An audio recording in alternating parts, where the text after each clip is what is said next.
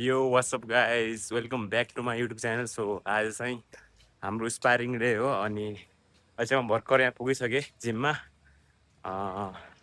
10 बजीदेखि स्टार्ट हुन्छ, यहीँ पुगिसकेँ। साइकलमा आउँछु, त्यही भएर अलि आएर 10 मिनट रेस्ट गरेर फेरि स्ट्रेचिङ गरेर ट्रेनिङ सुरु हुन्छ।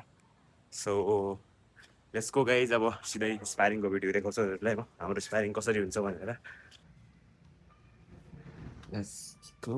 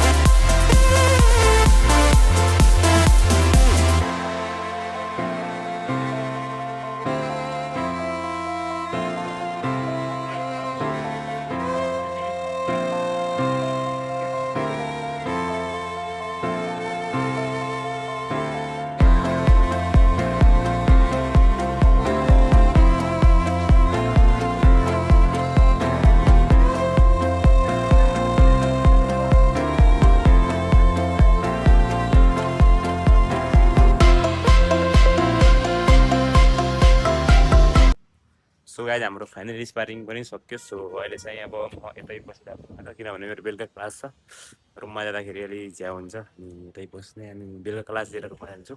सो आज स्पारिङको लागि धेरैजना त आएन, 4-5जना थियौँ हामी। अनि अरू हाम्रो टिमको फाइट छ कि, राहुल दाईको प्रो डेब्यूको फाइट छ, अनि गोकुल दाईको र अश्विन पनि फाइट छ। त्यही भएर तिनीहरू इन्डिया जानुभएको छ, त्यही भएर हामीहरू 4-5जना थियौँ अनि हामीहरू स्पारिङ गऱ्यौँ।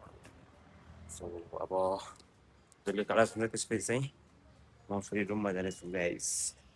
See you if you are in the world.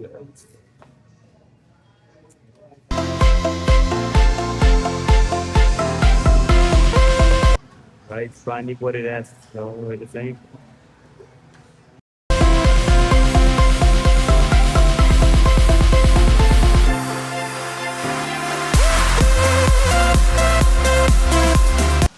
Yo guys, bye everybody.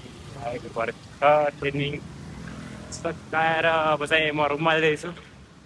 आफ्नो ट्रेनिङ गरेर अनि ट्रेनिङ गराएर बिहानदेखि म त्यहीँ थिएँ।